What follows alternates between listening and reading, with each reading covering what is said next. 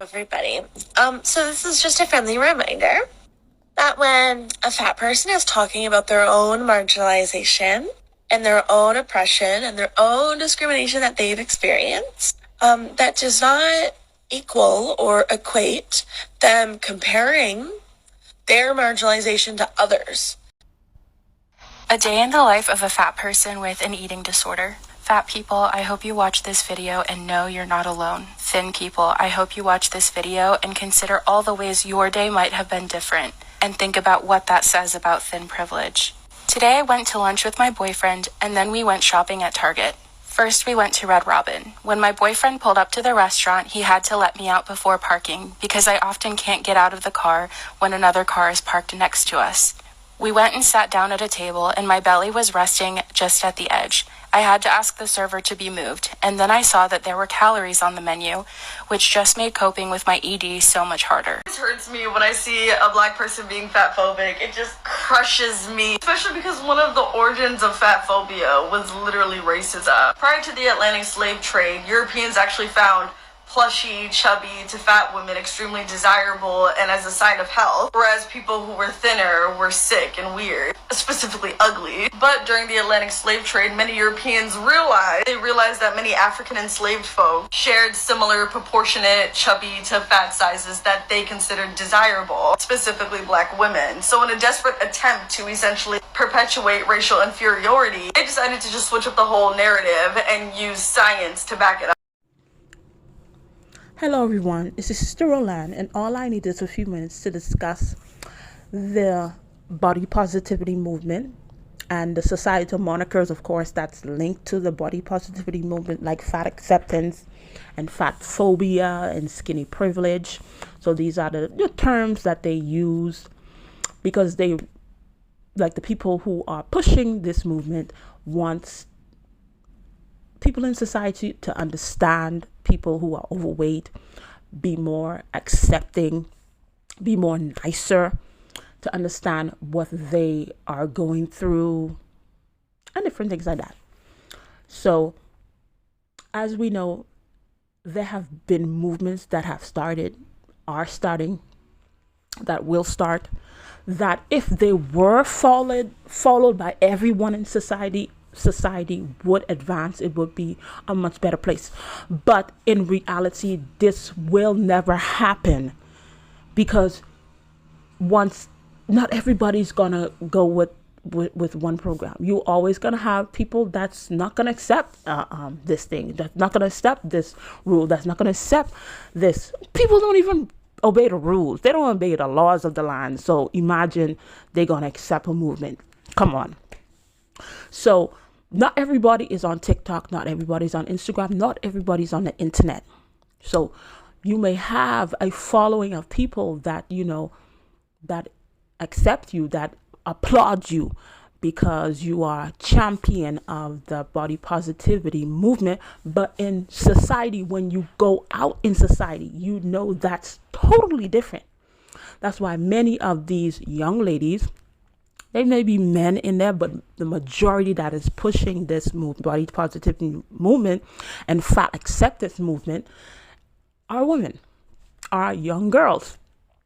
So, and when you go out in society, that's not what you have people applauding you, praising you in your comments because you have a number of followers. But when you go out in the real world, you know that's not how it is. You know that's not how it is. So, and then for people who may not have a platform, you who have a platform, when you experience fat phobia, as you call it, when you experience people discriminating against you, and I just don't understand why you use marginalization and discrimination, oppression. Those words are associated with actual groups that have actually experienced oppression, marginalization. Not saying you have not been discriminated against, but some words that's kind of associated with being overweight. I don't understand it. I don't get it. That I won't accept that. But you who have a platform, when you go out in society and somebody was mean to you, somebody, discriminated against, somebody said a mean joke to you, or maybe you remembered, or something triggered you remembered something from third grade. They used to call you Oompa Loompa, or they used to call you all kind of mean things, and then you remember it. You have thousands, you have hundreds of thousands, you have millions of people that follow you. So you're able to go on Instagram, you're able to go on TikTok and express and talk and say, this is what happened to you. And let's say 1% of your audience will come to and say, and will give you praise and say, don't check for those people. They will boost your self-esteem or confidence, or whatever you may want to call it. But for the regular overweight person that don't have a platform, that don't have followers or people that is going to praise them. When I say regular person, I'm just saying this person does not have like a following. They do not have a platform. So that's what I'm talking about. So when this regular overweight person or fat person go out into the world and they are discriminated against, and people make mean jokes about them, and people are just plain mean to them, which is not right. Don't condone it. Let's get that off the bat. That's not right. I don't think you should treat anybody harshly and be mean to anybody. I don't care the skin color, how big they are, no matter what. That's wrong. But when this person experiences those things, where do they have to go? They don't have anywhere to go. They sometimes they can't even go to their family members, because they go to the family members and say, oh yeah, I went to Saks Fifth Ave, and then they was like, oh, they don't have, not saying Saks Fifth Ave, don't think I'm, example please, Saks, they told me they don't have my size there. I felt so bad. Most of the time, and I know that family member is going to say, that's why I told you to lose weight. You don't never listen. You always want to sit there and eat. That person rarely gets somebody who's going to be supportive of them, who's going to, pat their back and give them an encouraging word. So what does that person have to end up doing? They end up either going into a deep depression, and they start eating more and more, which is going to cause them to gain more weight. Or sometimes because it constantly happen, and nobody, okay, you just tell them to, oh, be happy in your skin. They just hating on you and stuff like that. But that does not give the person confidence. That's not giving the person confidence, because when they go out, they're not getting acceptance for real. So sometimes this person end up eating more and gaining more weight, or sometimes they end up taking themselves out, because when you're constantly getting negative comments, people being mean to you, that affects your mental health. And that's why you have to be careful with the influencers with your platform. Because even one of the young ladies, she did said that she was diagnosed, she's a fat person, but she has an eating disorder. Okay, you probably had good insurance, or your parents had money, they were able to diagnose you were able to get a diagnosis, or your parents didn't give up, and then they just kept on going to the doctor until they were able to get a reasoning behind your overweight. But not many people have that opportunity to do that. They don't have this opportunity, and many of you guys are speaking from a place of pain, and bitterness and resentment, because you want people to accept you.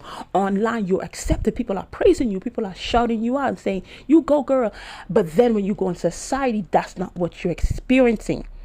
So you come on the platform and you spewing out, oh, don't listen to them. Oh, be happy in your skin and stuff like that. Where you're not 100%. Don't believe that, because that's not what you're that's not what you're experiencing, but that's what you're spewing to your audience or your followers that have to live in the real world. And you have to live in the real world too, but you have a platform that you can vent and you can rant to. Not everybody have that. That's why we have to be careful as influencers where we are speaking from. Because if you're not speaking from a place where you're healing whole, you can't help people. You're not able to help people. You just like the Bible says, you're with the root of bitterness, you're defiling many, because you have bitterness, you have resentment, because you want people to accept you, but they're not accepting you. And then you're just spewing out a bunch of wrong information that's not helping people. And we need to stop this. We got to stop this, because we're not helping people. Because even with the last young lady, she was like, how a bunch of historical facts about being overweight, because it was considered desirable back then. It was considered desirable back then, and then they switched it up and then backed it up with science. But this is what you have to realize: back then, the foods back then and the foods now are totally different. It's totally different. It's not the same type of food. So when people back then were overweight, it was probably not an unhealthy fatness or overweight. It was not unhealthy because the food was not the same. The food was different back then. It was not genetically modified. But here we are in 2022, and even before 2022, the foods are not the same. So you who keep on overeating, especially you consuming a great amount of sugar, you are not helping yourself. You're consuming a great amount of fats and oils. You're not, especially if it's not healthy fat, you're not helping yourself. You know you're not helping yourself. And that's why you keep on having people that's telling you you need to lose weight, you need to do that, because this won't be. I know you guys want to have fat acceptance accepted, and this is coming from somebody who was fat. I was fat, and what I went through, people will be mean. They will bully you. I mean, people will say the most meanest things ever, and you will continue to get that, until maybe you decide to lose weight, or maybe you decide to just stay in your house and never come out, but you won't change everybody's minds. And the internet people is not the same. And sometimes these internet people who hyping y'all up, if they were to see you in person, they would have say some mean jokes about you. That's what you guys don't understand.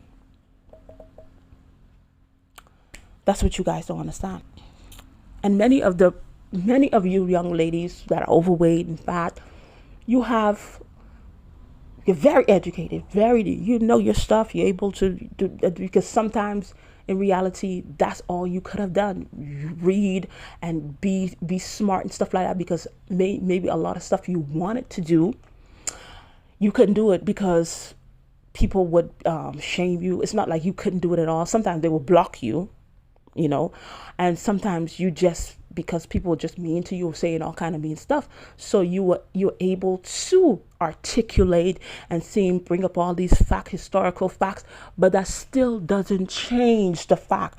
If you are overweight, you will be targeted instantly, because I've seen people that like a joke was said about somebody, and then it was a bunch of people laughing, and then a fat person was laughing, and then who the person that come and attack? The fat person. You will always be singled out, each and every time. And it doesn't change. It doesn't change, because you won't be able to think to help yourself. You may not be able to lose a bunch of weight where you're skinny now and stuff like that, but at least you'll be, if you at least try, put the effort to it, and then you will be able to lose a few pounds where you are at a healthy weight. And sometimes when you have tried, people say, I tried, it doesn't work for me, I haven't eaten nothing. Let me tell you something. Because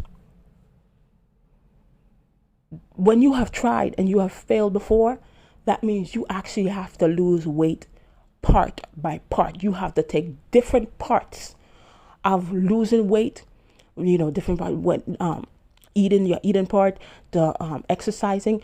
You have to take different parts of that and Be consistent with one, and then when you're consistent with that one, then you move on to another one so you can lose weight. So the second part of this video, I'm going to give you some solutions and tips which you can use to help you at least, if you do what I say, at least you could lose 10 pounds. And if you continue to do that, then you won't gain that 10 pounds again if you are consistent. Because most of the time we can't lose weight is because we don't have consistency. Yes, willpower and stuff like that, but if you're consistent, consistency brings change. Consistency, if you're consistent in something, you will see the change.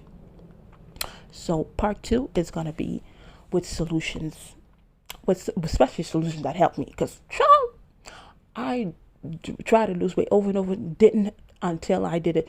So you have to do it part by part.